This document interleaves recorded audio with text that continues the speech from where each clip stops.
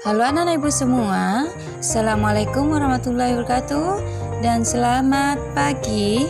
Bagaimana kabarnya hari ini? Ibu berharap semua sehat walafiat. Kali ini kita akan membahas kompetensi dasar 3.2, yaitu menelaah struktur dan kebahasaan teks deskripsi.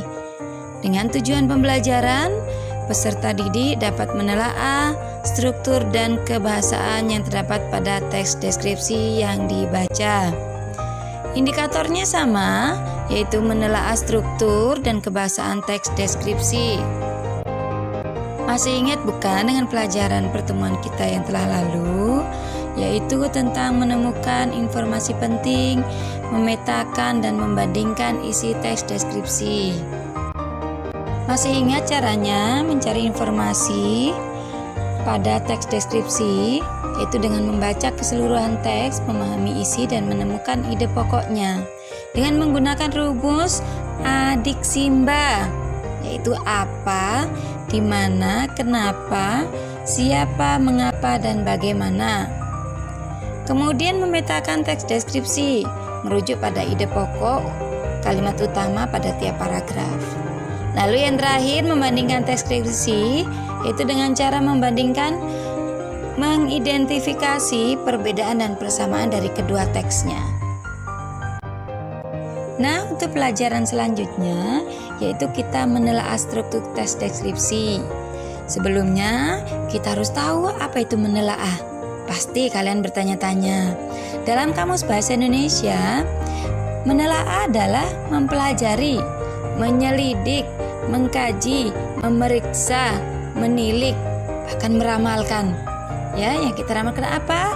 Yaitu struktur teks deskripsi untuk pembelajaran kali ini.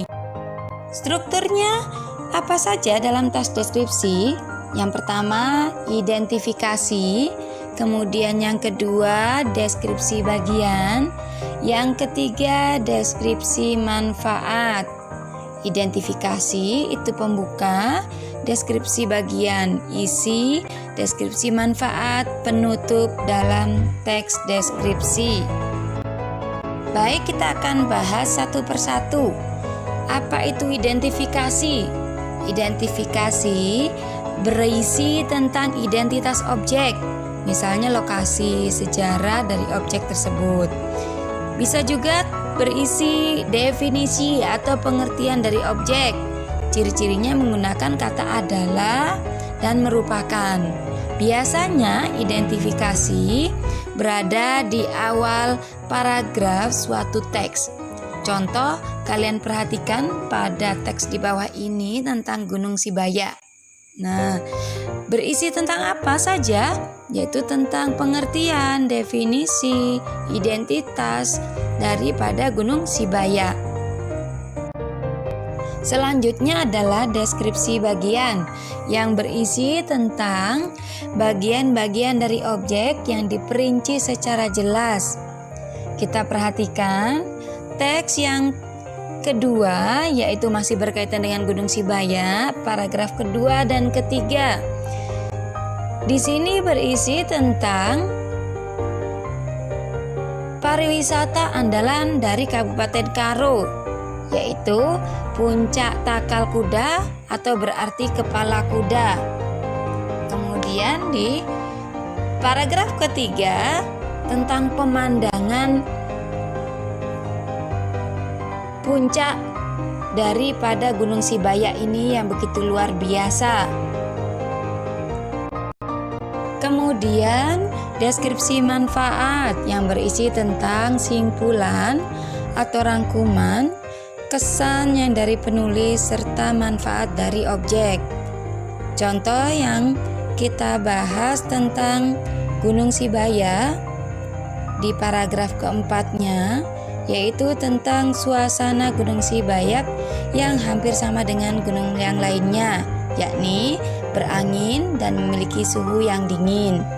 Nah, jika kalian ingin membaca lebih lama, kalian bisa pause videonya supaya kalian lebih paham teksnya. Pelajaran kedua yaitu menelaah kebahasaan teks deskripsi. Apa itu kebahasaan? Yaitu perihal bahasa yang terkandung dalam sebuah teks deskripsi. Apa saja kebahasaan yang terdapat dalam teks deskripsi?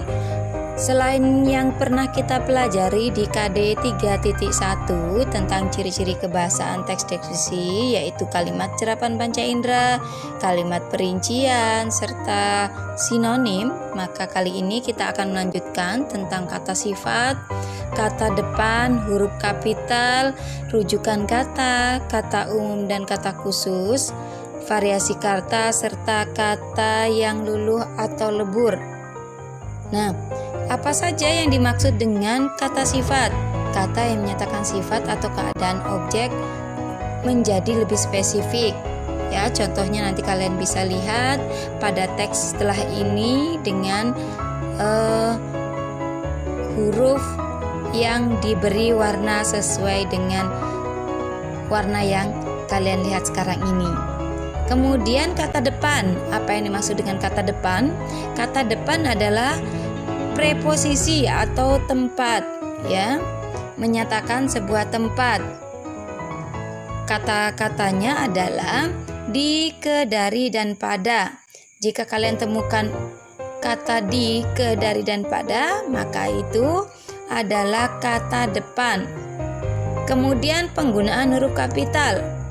Ya, huruf kapital atau huruf besar digunakan pada nama orang, julukan, bangsa, suku, bahasa, tahun, bulan, hari raya besar, kemudian daerah, dan pada awal kalimat.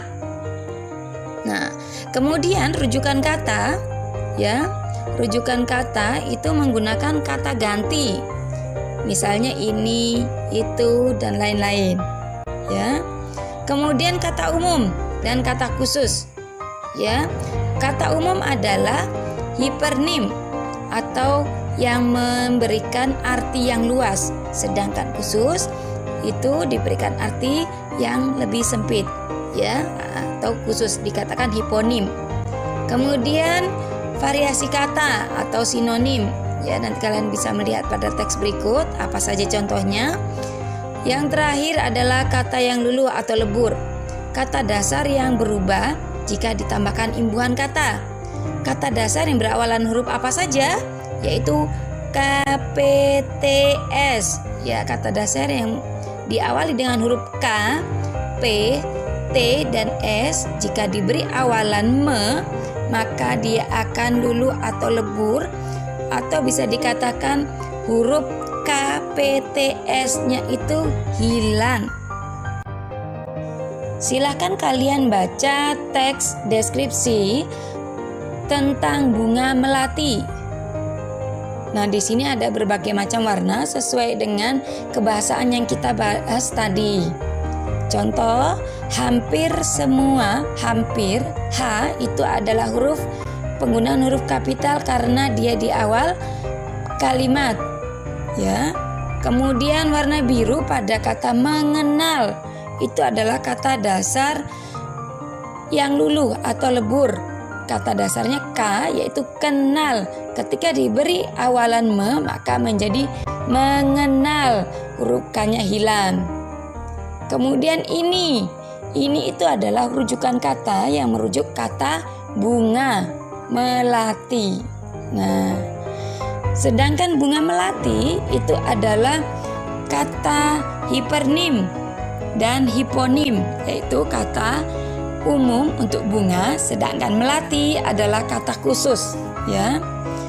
Kemudian ada kata sifat yang berwarna ungu. Ada harum, lembut, halus, wangi, ya, indah. Itu juga termasuk kata sifat. Sedangkan yang berwarna hijau itu hipernim, tadi ada warna putih, bunga melati, ya. Kemudian